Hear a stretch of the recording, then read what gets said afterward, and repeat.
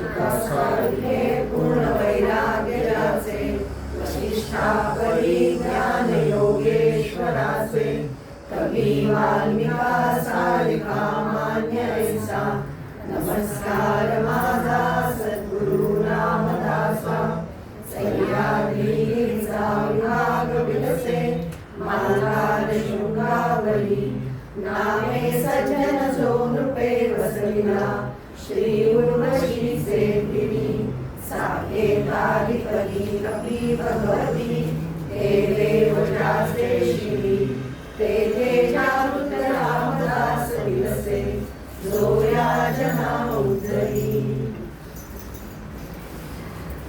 आज आपल्याला एक विशेष विषय शिकायचा आहे. विषय असा आहे की जे संत आहेत, आत्मज्ञानी आहेत, म्हणजे स्वतः समर्थांच्या बद्दल पण आपल्याला म्हणता येईल, यांनी लोकसंग्रह पण करावा, समाजसेवा पण करावी, हा समर्थांचा खरा विषय होता. समर्थांनी त्यावेळेला कसं केलं आपण आणखी सुद्धा नावं घेऊ शकतो. स्वामी विवेकानंदांनी हेच काम केलं. म्हटलं तर परमार्थाच्या क्षेत्रात, अध्यात्माच्या क्षेत्रात एवढी उंची गाठलेली होती, किंवा अगदी गोळवलकर गुरुजींसारखं नाव पण आपल्याला घेता येतं की गुरुजींनी सुद्धा आध्यात्मिक क्षेत्रामध्ये इतकी उंची गाठली होती की चिन्मयानंदांचं त्यांच्याबद्दल प्रत्यक्ष पाहणं आहे की मी फुटबॉल उंचीवरती पद्मासनात गुरुजींना बघितलेलं आहे. इतकं अध्यात्माच्या क्षेत्रात किंवा या क्षेत्रामध्ये ज्यांनी प्रगती केलेली होती, यांनी समाजाचं काम केलं, यांनी लोकसंग्रह केला. समर्थांना आजच्या समाजात आपल्याला नेमकं हेच शिकवायचं आहे की तुम्ही अध्यात्माच्या क्षेत्रामध्ये प्रगती करा, स्वस्वरूप म्हणजे काय ते मिळवा, आत्मज्ञान मिळवा, पण तेवढा तुमचा लोकसंग्रह पण झाला पाहिजे. आता स्वतः करून दाखवलेलं आहे आणि आपल्याला ते करायला सांगताय. याच्यासाठी त्यांनी माणूस म्हटला की माणसाचे दोन प्रकार असतात. एक म्हणजे आत्ता आपण म्हटलं तसं सद्गुरूचं स्थान किंवा संत ज्याला म्हणतो, आत्मज्ञानी ज्याला म्हणतो ती मंडळी, आणि उरलेले सगळे आपण. आपल्याला त्यांनी अज्ञानी असा शब्द वापरला, आपण आपल्याला जर वाईट वाटतं की आपण अज्ञानी, तर आपल्या दृष्टीने ज्ञान म्हणजे काय, तर या भौतिक जगातलं सगळं ज्ञान, माझ्याकडे किती डिग्र्या आहेत ना नावाच्या समोर लिहिलेल्या, त्यामुळे मी ज्ञानी आहे असं मला वाटतं. पण या क्षेत्रामधलं ज्ञान आपल्याजवळ नाही आहे. त्यामुळे सद्गुरूजवळ, संतांजवळ जे आत्मज्ञान आहे तो एक भाग समाजातला, आणि उर्वरित सगळा समाज म्हणजे आपण. परंतु या संतांजवळ इतका प्रेमभाव आहे की आपल्या सगळ्यांना ते चांगल्या मार्गाला घेऊन जाण्यासाठी आटोकाट प्रयत्न करत असतात. त्यांच्या वाङ्मयामुळे, त्यांच्या सहवासामुळे, त्यांच्या सांगण्यामुळे अत्यंत प्रेमभाव त्यांच्या अंतःकरणात तुमच्या माझ्याविषयी आहे. त्यामुळे सगळ्या समाजाला एका चांगल्या मार्गाला घेऊन जाण्याचं काम ही संत मंडळी करत असतात. आता यामध्ये सुद्धा म्हणजे माणसं म्हटली, अज्ञानी म्हटली, तर त्या अज्ञानामध्ये सुद्धा पुन्हा दोन प्रकार त्यांनी पाहिले. एक म्हणजे खरंच बद्ध की काही नाही, दरदेह मिळाला ना, मस्त मजा करून घेऊया, जेवढा मग भोग भोगता येईल तेवढा भोगून घ्यावा, खावं प्यावं, मजा करावी, हिंडावं फिरावं, अशा प्रकारची वृत्ती असणारे. म्हणून त्यांना थोडंसं बाजूला काढलं आणि तुम्हा आम्हाला जरा बाजूला काढलं की काहीतरी अध्यात्म म्हणजे काय आहे हे जाणून घेऊया, काहीतरी चांगले ग्रंथ वाचूया, काहीतरी चांगला विचार करूया, संत काय सांगतात ते ऐकूया, कोणाला तरी मदत करूया, काहीतरी समाजाचं काम करूया, असा प्रकारचा विचार करणारे, ज्याला या क्षेत्रामध्ये मुमुक्ष म्हणतात, की काहीतरी मोक्षाचा विचार मनामध्ये असणारे, अशी जी मंडळी त्यांना समर्थाने बाजूला केली. पुन्हा एक गोष्ट आहे, जसं मगाशी म्हटलं की या अज्ञानानं सुद्धा ते अतिशय प्रेमभावाने चांगल्या मार्गाला आणण्याचा प्रयत्न करतात. तसं एक भोगवादी, बद्ध असणारे, की मौज मजा करणारे, यांनाही संत मंडळी दूर लोटत नाहीत.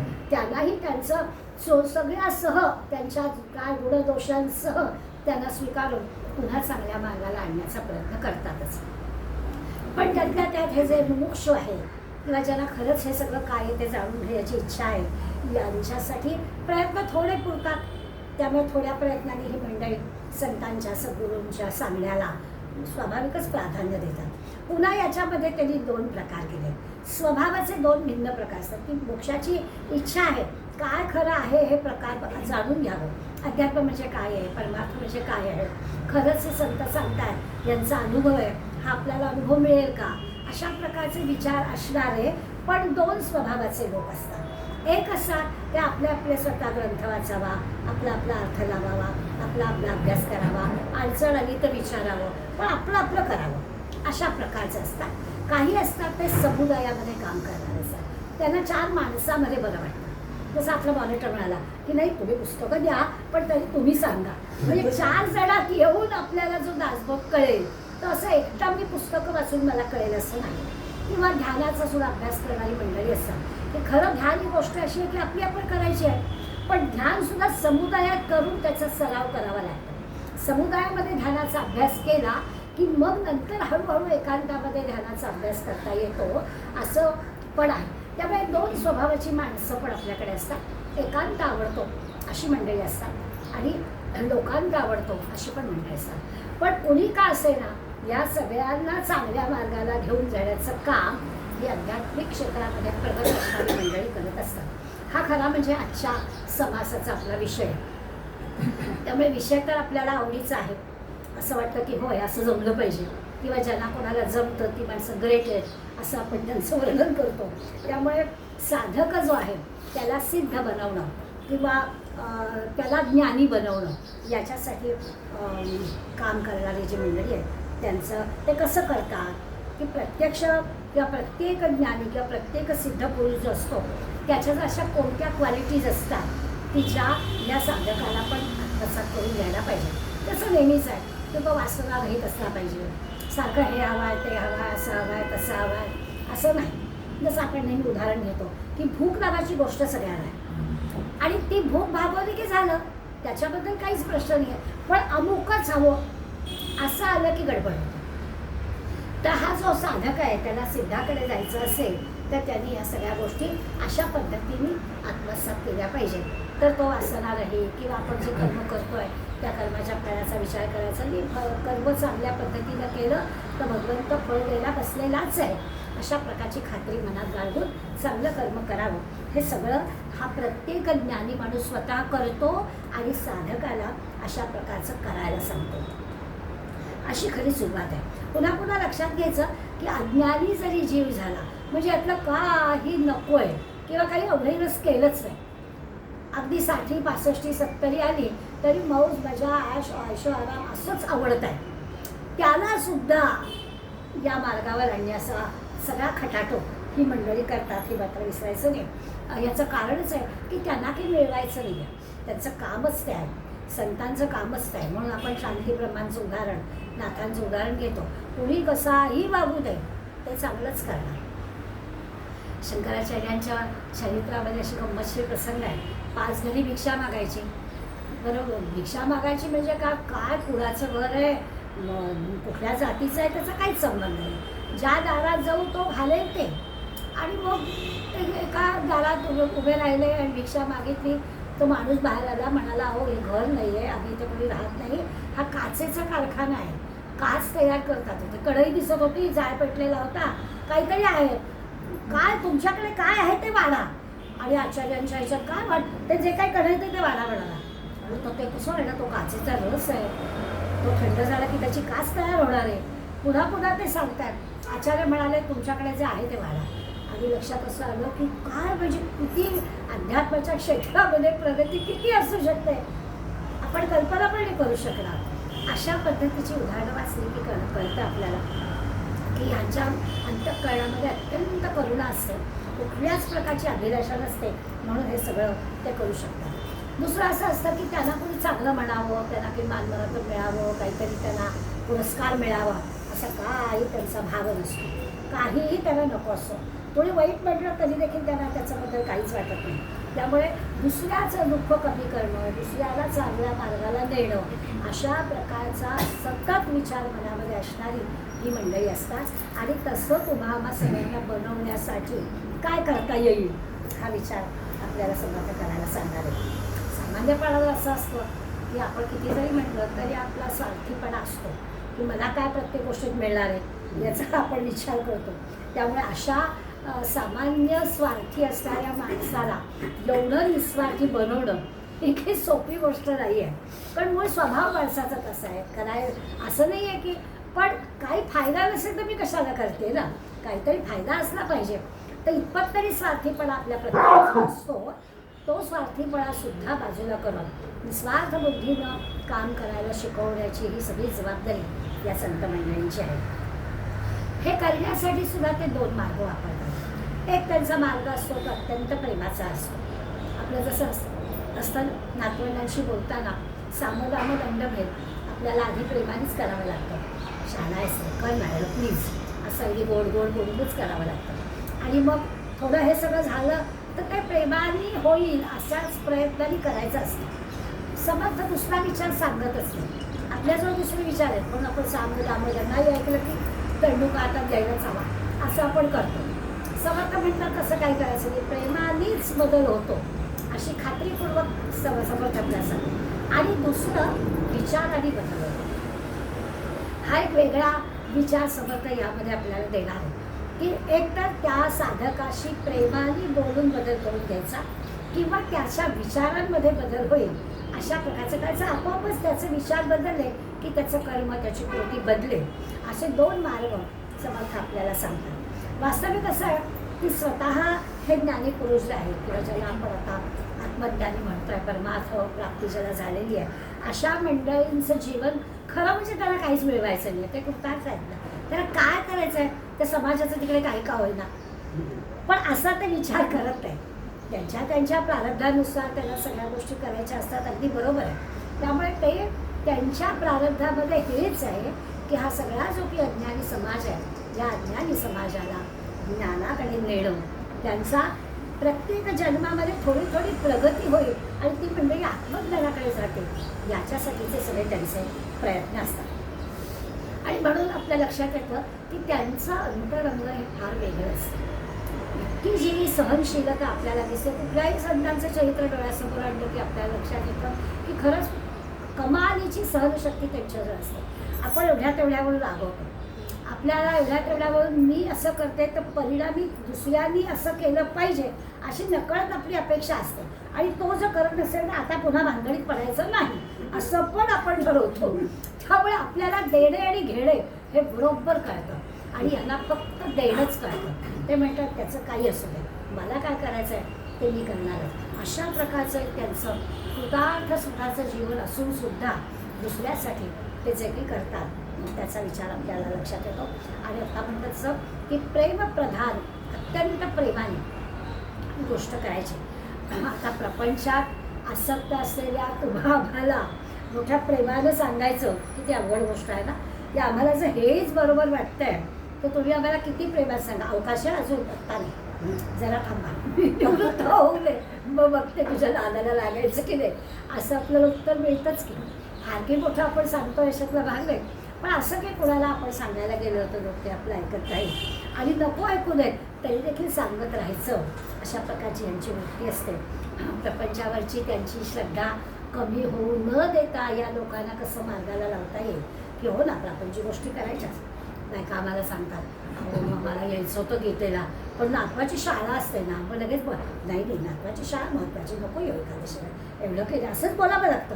नाही तर नातवाची शाळा काय तुझी आहे का जबाबदारी असं थोडंच म्हणून चालणार आहे असं नाही चाललं म्हणून. त्यामुळे प्रत्येक वेळेला प्रपंचातल्या ज्या सगळ्या गोष्टी आहेत त्या सगळ्या बरोबरच आहेत, त्या केल्याच पाहिजेत असं सगळं सांगत त्या प्रपंचावरची श्रद्धाही डळमळीत न होऊ देता परमार्थाला कसं लावता येईल अशी मोठी विशाल दृष्टी या सद्गुरूंची असते, संतांची असते. आणि तसं ते सांगत पण असतात आणि लोकांकडून करून पण घेत असतात. आता म्हटलं तसं की या सगळ्यामध्ये विचारांनी बदल होणारी काही मंडळी असतात. म्हणजे खरोखरच त्यांच्या वृत्तीमध्ये त्यांच्या विचारामध्ये बौद्धिक पात्रता त्यांची अधिक असते. म्हणजे समाजाला जसा वाहतोय तसं जात राहणं हे त्यांना मान्य नसतं. ते स्वतः विचार करतात आणि अशी विचार करणारी मंडळी असतात. थोडी त्यांची प्रवृत्ती गंभीर असते त्यामुळे त्यांचा अभ्यास ते करतात, त्यांचे ग्रंथ वाचतात. आपल्याला येतो त्याचा अनुभव.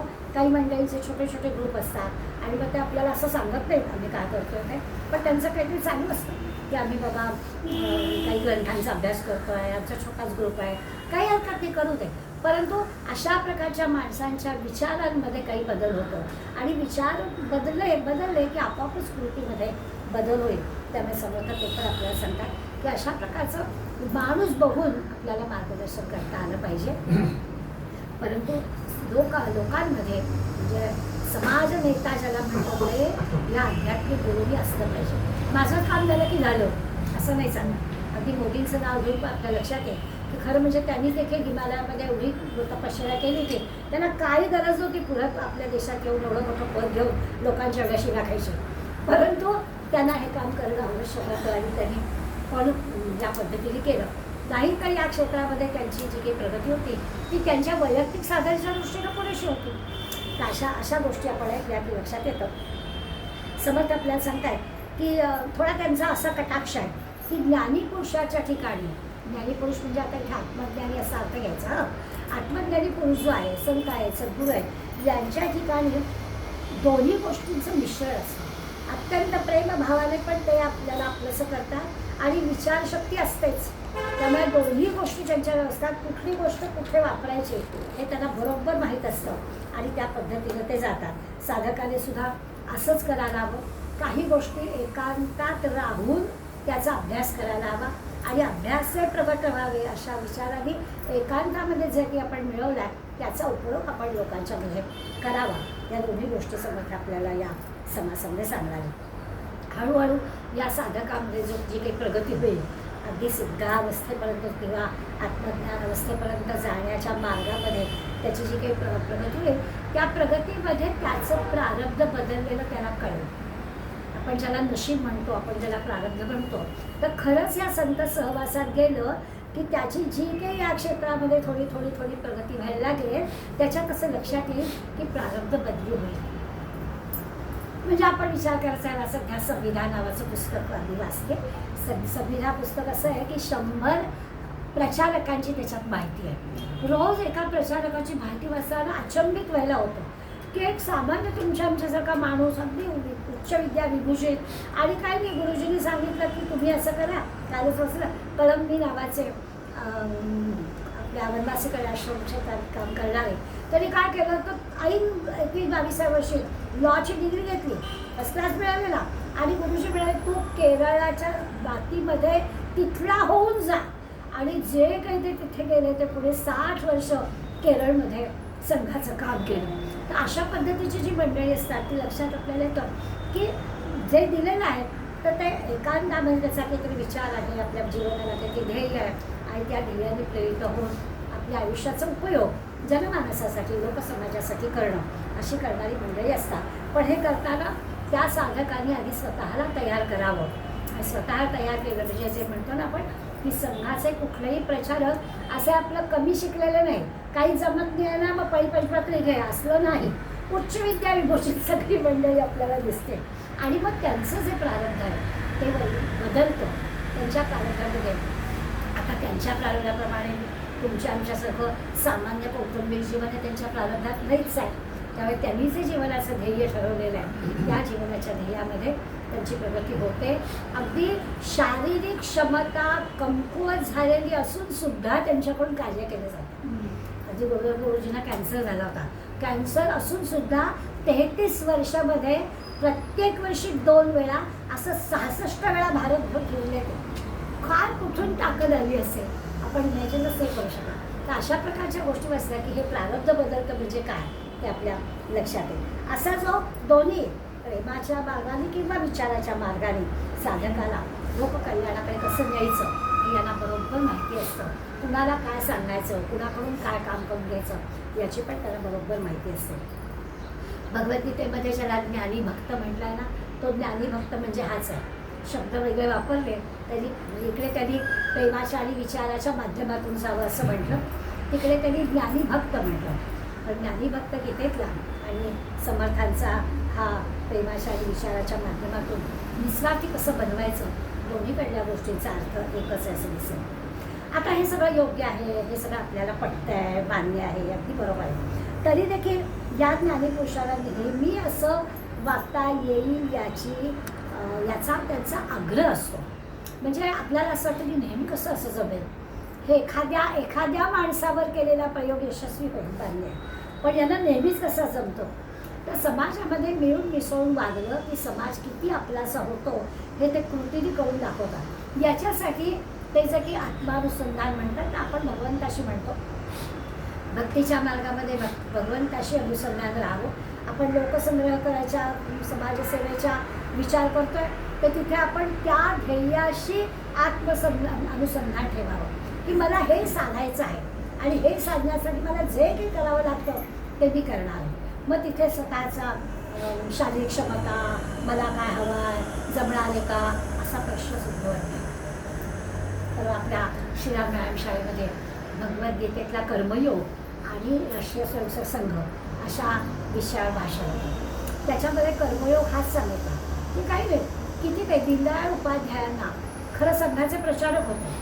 संघाचे प्रचारक असणाऱ्यांना एक दिवस सांगण्यात आलं की तुम्ही उद्यापासून भारतीय जनसंघाचं काम करायचं. ते म्हणाले, अहो मी काही पार्टीचं काम करणार नाही आहे, मला नेता व्हायचं नाही, मला मंत्रीपद नको आहे, मला काहीच नको, माझं बरं चाललं आहे. त्यावर गुरुजी म्हणाले, म्हणूनच तुला पाठवलं आहे की तुला यातलं काहीच नको आहे, म्हणूनच तुला जनसंघाचं काम करायचं आहे. आणि अखेरपर्यंत त्यांनी भारतीय जनसंघाचं काम केलं. हा कर्मयोग आहे की मला दिलेलं काम मी अखेरपर्यंत निपणी करणारच, याला कर्मयोग म्हणायचं. तर अशा प्रकारचं समाजामध्ये मिसळून जाऊन समाजाला काय हवं आहे त्याच्यासाठी आपली प्रेमाची आणि विचाराची सगळी शक्ती पणाला लावून मंडळी कामं करतात. हा खरा म्हणजे विषय. पण पहिल्या 18 ओव्यांमध्ये समर्थाने आपल्याला नवनवीन लोकांना जर आपल्याला संघटित करायचं असेल तर समाजामध्ये आपण कसं वागावं, म्हणजे आता हे आपण जे आत्तापर्यंत जे बोललो ना ते एका अर्थाने थिअरी सांगितली, पण प्रत्यक्ष हे कसं करायचं याचं प्रॅक्टिकल या पहिल्या 18 ओव्यांमध्ये समर्थ सांगणार आहे की लोकांना जर आपलं करून द्यायचं असेल तर काय करायला पाहिजे. आता त्यावेळेच्या काळामध्ये जे करायला हवं ते उदाहरण दिलं आहे. आता आपण त्याच्यामध्ये कितीतरी भर घालू शकतो. समर्थाने पहिलं उदाहरण दिलं, महंत जो आहे ज्याला हे काम करायचं आहे त्या महंतांनी धडाक्यानं कथा कराव्यात, कीर्तनं करावीत, कथा कराव्यात, धडाक्यानं कराव्यात. असं करावं की लोक आपलेच होतील. कारण तेव्हा कीर्तन प्रवचन हाच विषय महत्त्वाचा होता, दुसरं काही नव्हतं. आणि निरूपण करताना निरूपण असं करावं की त्या निरूपणामध्ये काही उणीव राहणार नाही. कोणी काही शंका विचारली तर आपल्याला त्याचं उत्तर देता आलं पाहिजे, अशी धडाक्यानं कथा करावी. महंत तयार करण्यासाठी समर्थांनी अट घातली की आपल्याला लोकसंग्रह करायचं आहे ना, लोकांना घेऊन जायचं आहे ना, तर आपल्याजवळ असं कौशल्य पाहिजे की आपण अशी कथा करावी की लोक आपल्याच होते.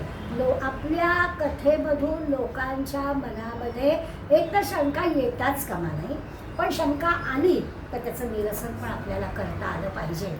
समर्थाने एक उदाहरण दिलं आहे की ते दोरीवरती चालणारे मंडळी असतात ना, खाली वाजत असतं, आता ते जमलंच पाहिजे. तिथून जर तो पडला तर गेलं की हो, काही उपयोगच नाही. जे दाखवायचं आहे ते कौशल्य पद्धती अगदी जमलंच पाहिजे आपल्याला.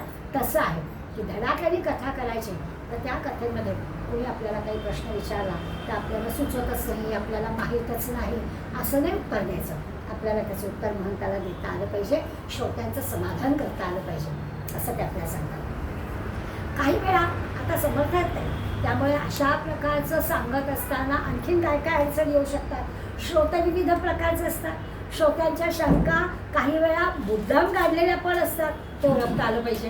लगेच पुढे तरी आपल्याला 18 ओव्यांमध्ये हा विषय मांडतात.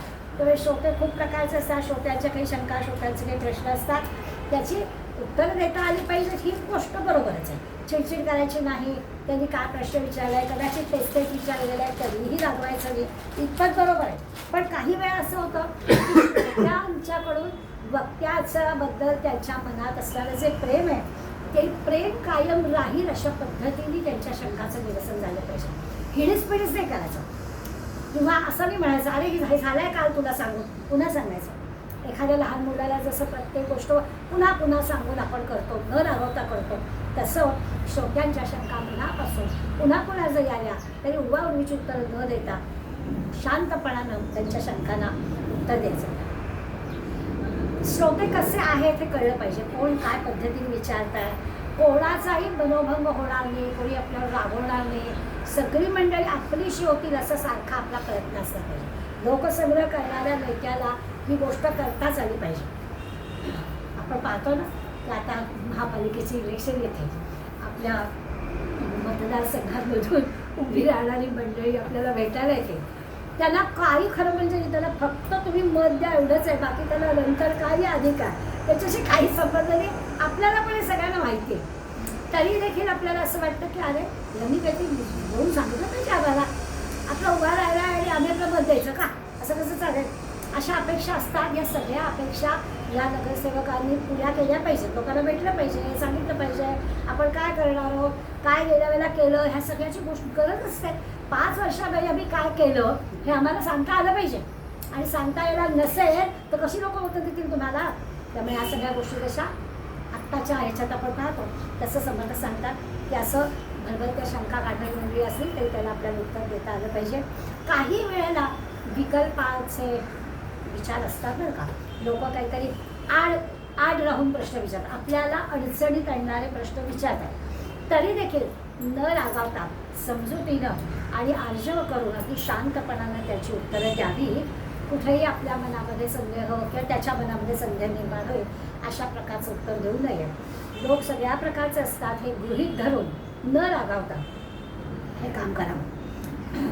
आता जो महंत ज्याला खरंच निरपेक्ष भाव आहे तो हे करतोच, पण त्याला काही मिळवायचंच नाही. ज्याला काही मिळवायचं आहे ना तो हिरीस कदाचित करेल की इथे येऊन काही उपयोगच नाही, इथे काय आपल्या ह्या मतदारसंघात फिरण्यात काही गरज आहे, इथे आपल्याला नाहीच, इथे मतं मिळायचीच आहे, मग पाळवळ करेल.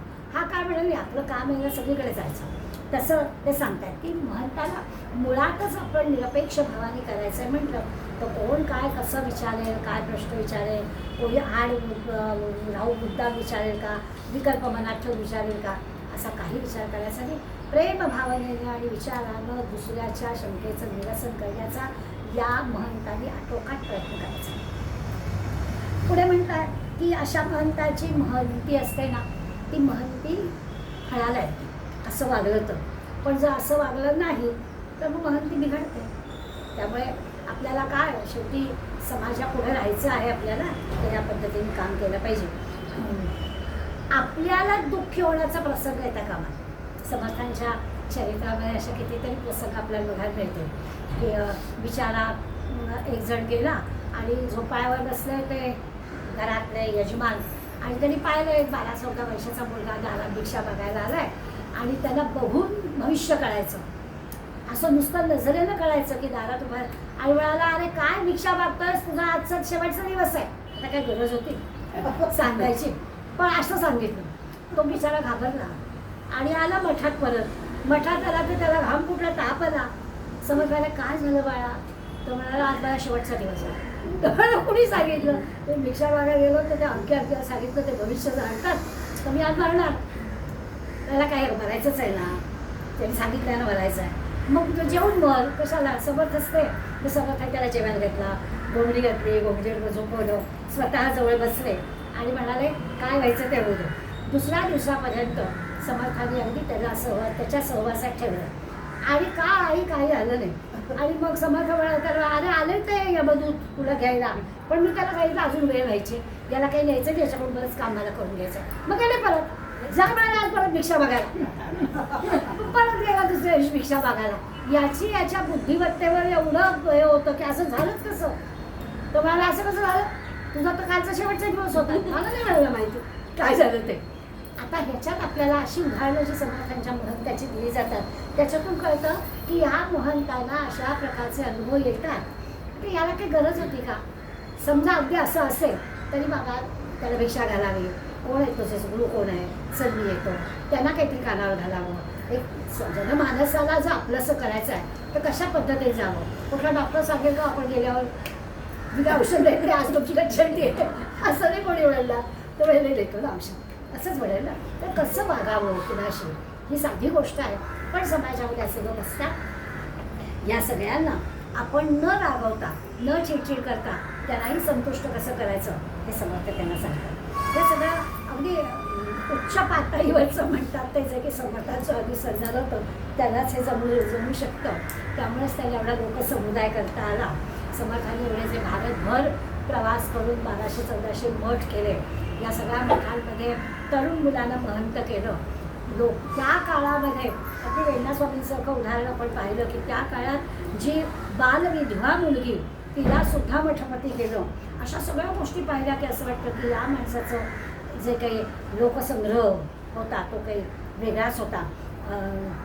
आणि त्यांच्या इतकं जमणं आजही आता एवढी 400 वर्ष होऊन गेली तरी अशा प्रकारचं काम करायला जी लागते तयारी ती कठीण आहे. तर विवेकी महंत कसा असावा, लोकांना आपलंसं कसं करावं हे आपल्या स्वतःच्या उदाहरणाने त्यांनी डोळ्यासमोर ठेवलेलं आहे. दुसरं काय असं म्हणतात की जो माणूस आपल्यासमोर येतो तो सर्व दृष्टीने अगदी 100% बरोबरच असेल असं नाहीच आहे ना. जगातली सगळी माणसं चांगली आणि वाईट असे दोन्ही प्रकारचे असतातच. त्याच्यात गुण आणि दोष हे सगळे असतातच. या सगळ्यावरून आपण त्यांची लेखाजोखा घ्यायचा नाही. आपण चांगले आहेत असं गृहीत धरून अधिक चांगलं कसं करायचं हा प्रयत्न करायचा.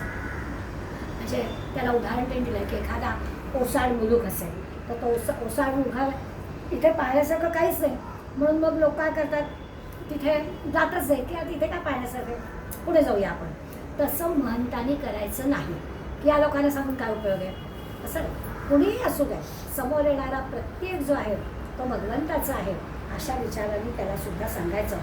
असला म्हणजे आपल्याकडे थोडंसं लहान पण घ्यायचं, कमी पण घ्यायचं आणि त्याला आपलेपणा वाटेल, आपलासा तो होईल आणि त्याला चांगल्या मार्गाला लावण्याचा प्रयत्न आपल्याला करता येईल. सगळ्या साधकांना राजी राखलं पाहिजे अशी समर्थांचं सांगणं आपल्याला. आता हे सगळं करताना आपली स्वतःची परमार्थ साधना करायचीच आहे. श्रवण करायचं, मनन करायचं, निध्यास करायचं, अनुसंधान ठेवायचं, हे सगळं आपलं आपण करायचंच.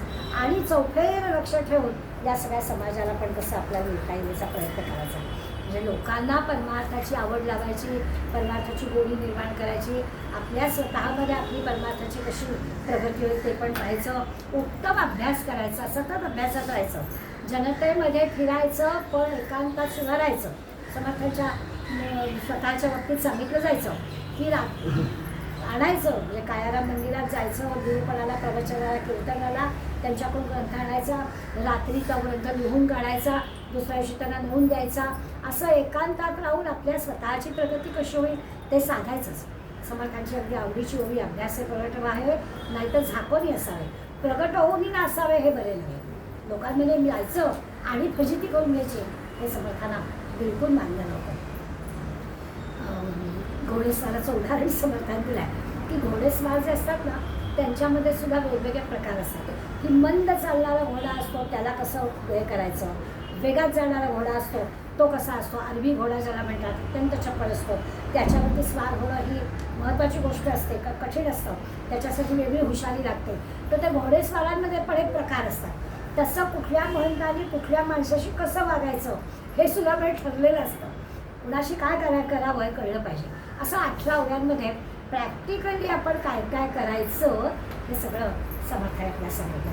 आणि उरलेल्या 19 पासून 30व्या ओळीमध्ये त्यांनी आपल्याला म्हटलं आहे की प्रत्येक वेळेला सगळी परिस्थिती अनुकूल असेल असं नाही. आपण एवढं सगळं करतो, सगळ्यांना प्रगतीच्या मार्गावर नेण्याचं काम करतो आहे, पण आपण असंही गृहीत धरून चालणार एखाद्या वेळेला थोड्याशा प्रयत्नांनी आपल्याला यश मिळतं, एखाद्या वेळेला पुन्हा पुन्हा केलं तरी देखील आपल्याला यश मिळत नाही.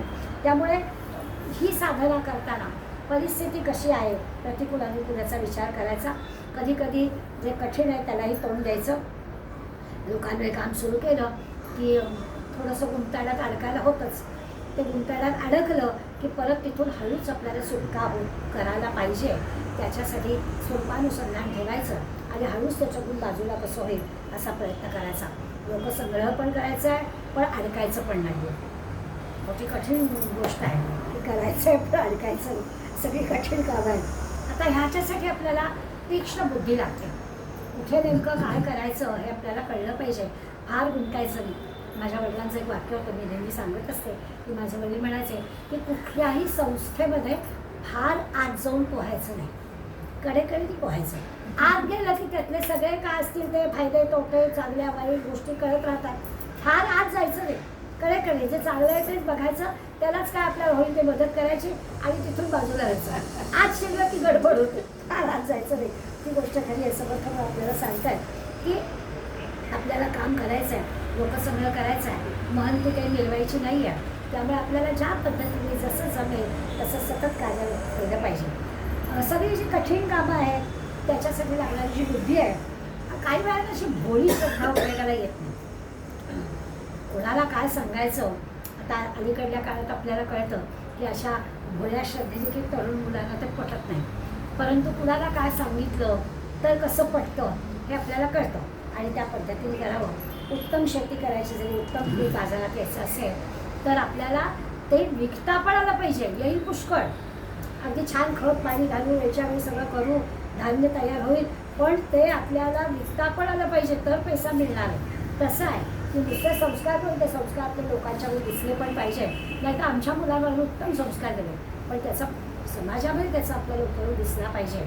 तिथे गेल्यानंतर मात्र आपल्या डळमळीत झाली श्रद्धा तर काय कामाची असं नाही चाललं. गमतीनं उदाहरण देतात की अगदी 12वीपर्यंत घरामध्ये मुलगा आहे, घरामध्ये उत्तम संस्कार झालेले आहेत, परंतु होतं असं की हॉस्टेलला राहायला गेला की वेगवेगळ्या गोष्टी कळतात आणि मग तिथे ते सगळे आधीचे जे संस्कार होतात ते जर वरचढ असले तर तो आपल्याला स्वतःला सांभाळतो. ते जरा डळमळीत असले की बघ असं वाटतं बाबांना कुठे कळणार आहे, मला त्यांनी अकाउंटला पैसे जमा केले, त्या अकाउंटच्या पैशाचं मी काय करतो हे त्यांना कुठे मला सांगायचं आहे. आणि बाबा विचारते पूर्वी आपल्याला लागायचं, आपल्या वेळेला आपल्याला आधी मिळायचीच नाही पॉकेट मनी, पण समजा मिळाली तर आपल्याला काय केलं ते सांगावं लागायचं. अगदी वडापाव खाल्ला असला तरी सांगावं लागायचं. आता मुलांना सांगावं लागतं की पालक विचारत नाही, दिलेत पैसे ते तुला स्वातंत्र्य दिलं असं असतं. आणि मग ही मुलं असं गैर वागायची त्यांना मोह होतो. म्हणून ते आपल्याला सांगतात की असं त्याचा काय उपयोग होणार, सगळे संस्कार केले, सगळं शिकवलं आहे, पण पीक जर उत्तम आलेलं आहे तर ते बाजारात गेल्यावर त्याचं काय होतं हे पण आपल्याला कळलं पाहिजे. आता तसं सांगतात महंती पुष्कळ केलेली असली तरी प्रत्यक्ष जर आपल्याला लोकांमध्ये ते करता आलं नाही, लोकांमध्ये ती महंती सांभाळता आली नाही तर मग आपली फसगत होते. तसं होऊ द्यायचं नाही. आपण काय 4 ग्रंथ वाचले, अभ्यास केले, त्याचं उपयोजन आपल्याला करता आलं पाहिजे. लोकांमध्ये महंत जो आहे त्याच्याबद्दलचं प्रेम वाढलं पाहिजे तर मग लोक आपल्या निरूपणाला येतील ना. दुसरा मार्गच नव्हता ना. मोठ्या मंदिरामध्ये निरूपणाला जायचं, 4 घरी भिक्षा मागायची. जसं आपण लोकमान्यांच्या चरित्रामध्ये पाहतो की लोकमान्यानं पुण्यामध्ये स्वतःच रस्त्याने फिरून जाहीर केलं, आज संध्याकाळी अप्पा वळवण चौकामध्ये स्वदेशीवरती लोकमान्य टिळकांचं भाषण आहे रे अशी घोषणा आपणच करायची. आणि आपण अशी पद्धत होती, काही इलाजच नव्हता, पालकतंत्रात होतो, त्यामुळे आपणच सांगायचं, आपणच करायचं, अशा प्रकारच्या गोष्टी त्याच्यामध्ये होतात. हे सगळं आपण प्रत्यक्ष पाहिलं आहे. आणि म्हणून ते म्हणतात की लोकांमध्ये ही महंती वाढवायची असेल तर आपण कसं असलं पाहिजे. महंताजवळ आपोआप लोक येतील. एकमेकांना काही गोष्टी पटल्या नाही तरी सुद्धा तेवढा विषय बाजूला ठेवून बाकी सगळं करायचं. पुन्हा दोष तर सगळ्यांचे असतात, त्या दोषांमुळे आपण त्या माणसाला लगेच फुलीने मारायचे. त्याच्या सकट गुणांसकट आपण घ्यायचं. एखाद्या विषयात एखाद्या माणसाचं नाही पटलं, तो विषय नाही बोलला, बाकी तर आहे, अशा प्रकारचा विचार करायचा.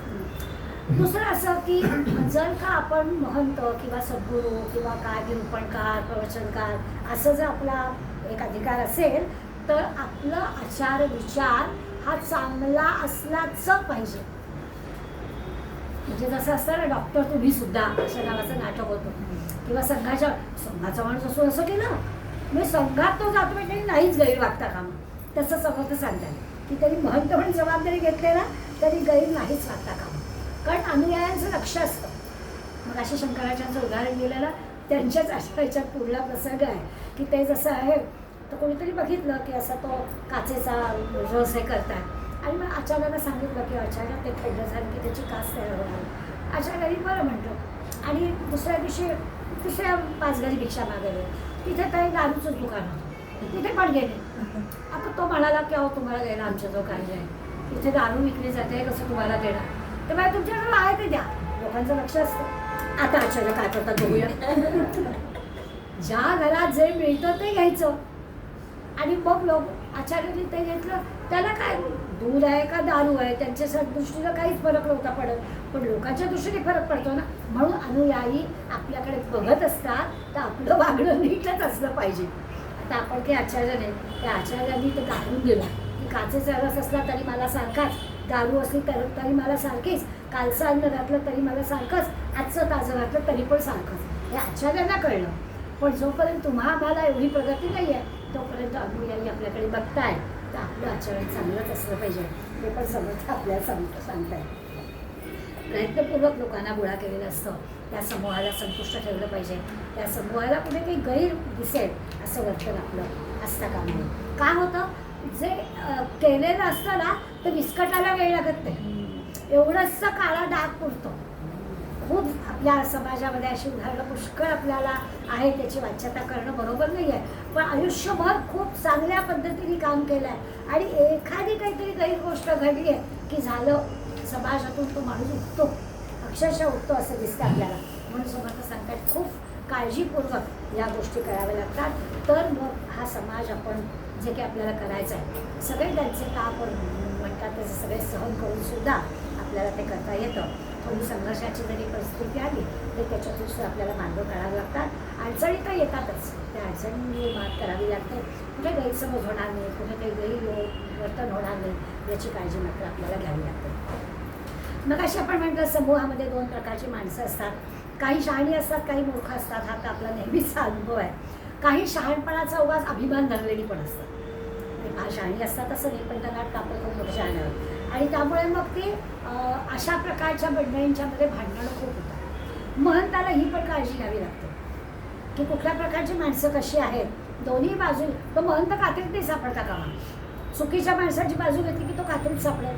बरं चूक दाखवायची म्हटली तर दाखवली तर राग येईल, असं ते कात्रीत न सापडता दोघांनाही कशा पद्धतीनं आपण सांभाळायचं ते त्या याला महंताला जमलं पाहिजे. आणि मग हळूच समर्थ पुढे सांगतात, ज्याला एवढा सगळा व्याप झेपत नाही त्यांनी करू नये. भानगडीत पडू नये. आपल्याला झेपत असेल तरच पडावं. म्हणून लगेच पुढे सांगतात की हा सगळा व्याप आहे. हां, आता व्याप तेवढं वैभव म्हणायचं का व्याप तेवढा संताप म्हणायचा ते आपण ठरवायचं. पण ज्याला हे व्यापाचं वैभव करता येईल त्यांनी जरूर हे सगळं करावं. पण ज्याला व्यापाचा जर संताप वाटत असेल तर त्यांनी या भानगडी पडू नये. आपल्या घरात राहावं, आपलं आपलं काय वाचायचं ते वाचावं आणि जप बसावं. काही भानगडीत पडू नये, उपाधी करत बसू नये. परमार्थ साधना आहे, अशी सोपी गोष्ट नाही आहे. त्या परमार्थ साधना करायची असेल, आपलं वय सार्थकी लावायचं असेल, आपले सगळे आयुष्याचं कल्याण करून द्यायचं असेल, चांगल्या पद्धतीने आपलं जीवन व्यतीत करायचं असेल तर खूप काळजीपूर्वक आपलं आपल्याला ओळखून त्याप्रमाणे वागलं पाहिजे.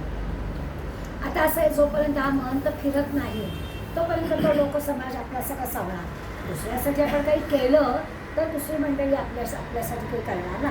त्यामुळे या महंतांनी, म्हणून ते समर्थांचा महंत 5-5 वर्षांनी मठ बदली होत असेल, दुसरीकडे पाठवलं जायचं.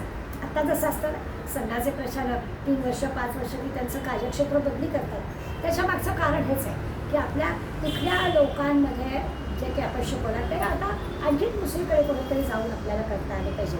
त्यामुळे या सगळ्या गोष्टी संघर्ष न होता प्रेमाच्या, विचाराच्या, विवेकाच्या बाजूने कराव्यात असं ते सांगतात. आता हा जो विषय आपला आहे हा पूर्वी, आता आपण 19व्या दशकाचा अभ्यास करतोय, यापूर्वी 4-5 ठिकाणी आपण अभ्यासलं की नव्यानं आज सगळं आपण अभ्यासलं असं त्याला नेमकं काय करायचं आहे ते एकत्रितरित्या या समासात समर्थन सांगितली ही गोष्ट खरी आहे. पण पूर्वी 11व्या दशकामध्ये शिकवण निरूपण या नावाचा समास आपला झाला आहे. तिथे या महंताची आदर्श दिनचर्या समर्थाने सांगितली की अनेक रोज आपलं वागणं कसं असावं, तेव्हा त्याच्यावर भर होता.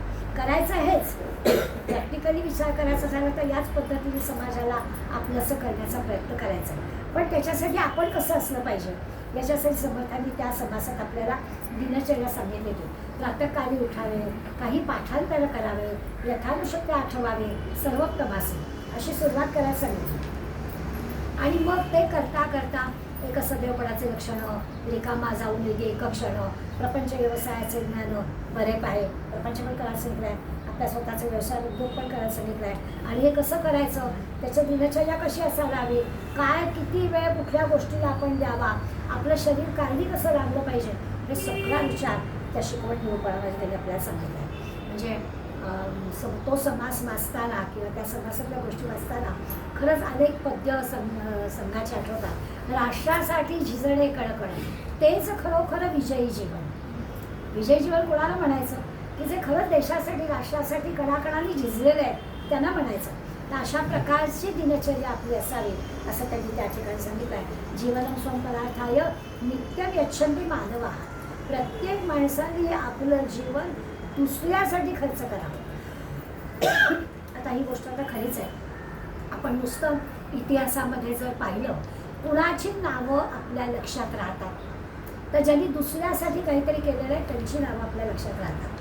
आपण जर आता म्हटलं अगदी ह्या क्षणाला की आपण रांगेनी स्वातंत्र्य मिळाल्यापासून आत्तापर्यंतचे राष्ट्रपती कोण कोण झाले ते सांगूया, तर आपण जरा आठवणीसाठी प्रयत्न करू. पटकन आपण रांगेने सांगू नाही शकणार, आपल्याला प्रयत्न करावा लागेल. ह्याचं कारण काय? ते पद होतं. ते पद काहीतरी अभिलाषेनं मिळवलेलं होतं. त्या पदामध्ये मागे काहीतरी स्वार्थ होता. संतांचं तसं नाही. 10 संतांची नावं सांगा की 100 पण विचार करायला लागला नाही, पटापट आपण 18 पकड जातो त्या संतांची नावं सांगू शकतो, कारण ते निस्वार्थीपणे काम करतात. ही गोष्ट आपल्याला शिकवण निरूपणामध्ये समर्थांनी यापूर्वी सांगितली. आणखीन एक समास आपण 12व्या दशकातला 9वा पाहिला आहे, त्याच्यात यत्न निरूपण पाहिलं आहे, ज्याचं आजचं नाव पण यत्न निरूपणच आहे. तर प्रयत्नावरती समर्थांचा भर होता. तिथे पण त्यांनी दिनचर्या सांगितली.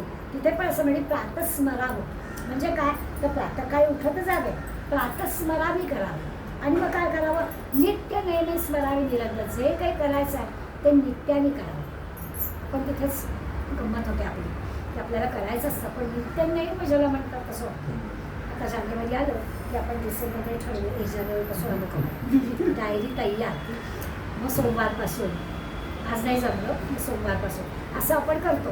आणि मग 8 दिवस 15 दिवस महिनाभर होतं, पण पुढे मात्र नाही जमलं असं म्हणून सोडून देतं. समर्थ आपल्याला सांगतात नाही, प्रयत्नाने नित्य नेमाने चांगल्या गोष्टी आपण कराव्या तर आपल्याला हे होतं. त्याच्यासाठी आपलं आपण ठरवावं लागतं, दुसऱ्यावरती नाही. समर्थांची ओळी आहे, जो दुसऱ्यावर विश्वास आला त्याचा कार्यभाग बुडाला, जो आपणच कष्ट केला तोची मला, तर आपणच करायला हवं असं ते सांगतात. आणि असं करणाऱ्यांची रेखा तिथुकी पुसवून जाते. आपल्या हातावरच्या रेखा पुसण्याचं आपोआप घडतं, आपलं एकदम प्रारंभ बदलूनच जातं असं ते खात्रीनं आपल्याला सांगतात. काही प्रारंभ वगैरे काही नाही, आपण नित्य नेमाने चांगल्या गोष्टी केल्या तर आपलं प्रारब्ध आपल्याच हातात आहे, हे लगेच बदली होतं. मग त्याच्यासाठी उदंडांचं उदंड ऐकावे, पण आपण काय करावं, प्रत्यय पाहावं. खूप लोकांचं काय लोक सांगतात ते सगळं ऐकावं, पण आपण प्रत्यय घ्यावा, आपला अनुभव घ्यावा आणि त्याप्रमाणे वागावं. आपल्या लहानपणी एक म्हण होती ना, एकेकी सरी घातली वेळा आपण दोरीने घालायचं, आपल्याला नसेल झेपत गप राहावं, पण असलं काही करायला जाऊ नये. तसं ते आपल्याला सांगतात की उदंडांचं उदंड ऐकावे, आणि आपण प्रत्यय पाहावे. आपण स्वतः अनुभव घेतल्याशिवाय त्याच्यात जाऊन खरं काय खोटं काय हे अंतर्यामी निवडावं आणि त्याप्रमाणे वागावं. अशा काही सूचना समर्थांनी या यत्ननिरूपणात पूर्वी पण देऊन झालेल्या आहे, त्याच पुन्हा आपल्याला सांगतात. जो दुसऱ्याचे अंतर जाणे, देश काल प्रसंग जाणे, तर या पुरुषा काय उडे भूमंडळी. आपल्याला काही होणं पडणार नाही. आपण जर लोकांचं अंतःकरण लक्षात घेतलं, त्यांच्या अंतर्मनामध्ये काय नेमकं आहे ते पाहिलं, तर आपल्याला त्याप्रमाणे आपण आचरण केलं की काम होईल. आपल्याला लोकसंग्रह ते वेगळा करायची आवश्यकता नाही. अशा अनेक गोष्टी त्यांनी आपल्याला यत्ननिरूपणामध्ये सांगितलेल्या. आपल्या लक्षात येईल की जीवनामध्ये यशस्वी झालेली मंडळी आहेत, त्यांचीच आपण चरित्र पाहिली तर प्रत्येकाला काही संकटांना सामोरं जावं लागलंच आहे. असं काही अगदी रेड कार्पेट हे समोर प्रत्येकाच्या समोर नव्हतं, प्रत्येकाला संकटं लागलेलीच आहे. पण तरी देखील स्वतःच्या प्रयत्नाने आत्मविश्वासाने त्या संकटावर मात करून त्यांनी मोठं पद मिळवलेलं आहे असं आपल्याला दिसेल. इब्राहिम लिंकनचं त्यांनी उदाहरण दिलं जातं की एक सामान्य सुताराचा मुलगा, पण त्यांनी स्वतःच्या प्रयत्नाने अमेरिकेचा राष्ट्राध्यक्ष झाला किंवा आपण रामेश्वरला तमिळ कुटुंबामध्ये जन्मलेले आपले अब्दुल कलाम, इतकं सामान्य घर की वर्तमानपत्र टाकायचं काम करत होते, पण ही मंडळी आपल्या स्वतःच्या कर्तव्यावर राष्ट्रपती झालेच केलं. त्यामुळे अशी उदाहरणं आपल्या डोळ्यासमोर आहे. त्यामुळे काही जण ती लहानशी मुलगीसुद्धा आपल्यापेक्षा मोठा तांदूळाचा दाणा घेते आणि चिरडत असते, बडदार सुटला परत बिचारी घेते, पण तिचे कष्ट करत नाही, ते हार मानत नाही, पुन्हा प्रयत्न करते. एखादा पक्षी चिमणी काड्या गोळा करतो, आपण लगेच तसबरीच्या मागचं सगळं गोळा करून फेकून देतो, पुन्हा तिची सुरुवात होते, काडी गोळा कर. तिने कष्टाला घाबरत. मग आपण माणसं आपण का घाबरायचं असा प्रश्न पण समर्थांनी आपल्याला विचारला आहे आणि त्याचा पण विचार आपल्याला करायचा आहे. दुसरा 12व्या दशकातला 10वा समास पण आपण पाहिला आहे. उत्तम पुरुष कसा असतो याचं पण आपला अभ्यास करून झाला आहे. तेव्हा आपण पाहिला आपण यथेष्ट जेवणे, उरले ते अन्न वाटणे, परंतु वाया दवडणे हा धर्म नव्हे, तैसे ज्ञाने तृप्त व्हावे, त्याची ज्ञान जनांस सांगावे, तर त्यानं बुडो निघावे बुडो तयासी. अगदी हाच विषय जो आत्ता आपण लोकसंग्रहाचा पाहिला तो 12व्या दशकातला 10व्या समासामध्ये उत्तम पुरुष कसा असतो तर आपण स्वतः ज्ञानी व्हावं आणि त्याची ज्ञान जनांस सांगावे. पुन्हा सांगावे म्हणजे कसं आहे, तर त्यानं बुडो निघावे, जो बुडतोय त्याला तारावं, तर आपल्या ज्ञानाचा उपयोग आहे असं समर्थांनी स्पष्ट सांगितलं. तिथे तर आपल्याला आपलं वागणं कसं असावं, आपलं बोलणं कसं असावं, लोकसंग्रह कसा असावा त्याच्यासाठी खूप गोष्टी दिलेल्या आहेत. त्याच समासामध्ये समर्थांनी सगळं आपल्या जो असणारी प्रत्येक गोष्ट द्यावी. आपल्याला काय वाटतं द्यायचं, दान द्यायचं म्हणजे काय, तर ज्याला जी काही गरज आहे आपल्याला किती भागवता येईल, लाखभर मागितलं तर आपण लाखभर द्यायला नाही, आपल्या जो असेल तेवढंच देऊ आणि ते दान आहे असं आपल्याला वाटेल. समर्थांची किंवा संतांची दानाची व्याख्या वेगळीच आहे. गंगाधर महाराजांनी दानाची छान व्याख्या आहे, दिलेलं लक्षातच राहत नाही ते दान. आता पंचायत आहे, दिलेलं लक्षात काय बोलणं नावं लागतात, पावती तर लागतेच पण नावं पण लागतात. त्याला काय करावं, आणि महाराज आपल्याला म्हणतात की त्यालाच दान म्हणायचं की दिलेलं लक्षात राहत नाही. त्यामुळे उजव्या हाताचं डाव्या हातात पण करता कामा नये, त्याला दान म्हणायचं, विसरून जायचं जे दिलाय. मग तो तुम्ही बौद्धिक दान द्या, वस्तू दान द्या, पैशाचं दान द्या, काही पण द्या, विसरून जाणं तरच ते दान होतं असं म्हणतात. विवेकानंदांनी तसं म्हटलं की आपल्या डिक्शनरीतून मदत नावाचा शब्दच काढून टाका. मी काही कोणाला मदत करते असं काही नाहीच आहे, माझी ड्युटीच आहे ती, केलंच पाहिजे. अशा प्रकारचं ही मोठी मंडळी आपल्याला सांगतात, ते पण आपण व्यक्तनिरूपणात पाहिलं. आणखीन एक 13व्या दशकातला 10वा समास पण आपण पाहिला, त्याचं नाव पण शिकवून निरूपणच होतं. त्याच्यामध्ये महंताला सूचना देताना समर्थांनी सांगितलं मुलांच्या चालीने चालावे, मुलांच्या बोलीने बोलावे, तैसे जनासं, जसं मुलांशी आपण करतो ना तसं लोक आपलेसे करावे. हळूहळू लोकांचं आपल्याशी वाढेल, लोकांना खुश ठेवत हळूहळू त्यांना हे सगळं शिकवावं असं ते आपल्याला सांगतात. मग आजपासून गोलरकर गुरुजींचं आपण उदाहरण घेतलं, खरंच होते, ऋषी होते, महंत होते आणि नेता होते, सगळ्या भूमिका त्यांनी केल्या. असं जमलं पाहिजे. समर्थांचं महंत पण असाच आहे की त्यांनी ऋषी असलं पाहिजे म्हणजे स्वतःचं अनुसंधान ठेवलं पाहिजे, एकांतामध्ये अभ्यास केला पाहिजे. महंत पण असलं पाहिजे, लोकांना विश्वास पाहिजे आणि लिडरशिप पण घेता आली पाहिजे. पण या सगळ्या लोकांना चांगल्या मार्गाला आपल्याला लावायचं, अशा सगळ्या गोष्टी या सांगितल्या. आणि त्याच्यासाठी निस्पृह आणि व्याप वाढवायचा आहे. तो व्याप वाढवला, तत्कालीन देशपरिस्थितीमध्ये व्याप वाढवणं त्याचं वर्णन समर्थांनी केलं आहे. आज आता लोकसंग्रह करणारा जो महंत आहे त्याला म्हटलं तर सुविधा पुष्कळ आहे, पण तरी देखील मोठ्या कौशल्यानं त्या वेळच्या देशपरिस्थितीप्रमाणे हा व्याप निस्पृहाने वाढवला पाहिजे आणि अशा पद्धतीचं काम केलं पाहिजे. असं लोकसंग्रहासाठी महंतांनी काय करावं हे समर्थांनी या समासाला सांगितलं.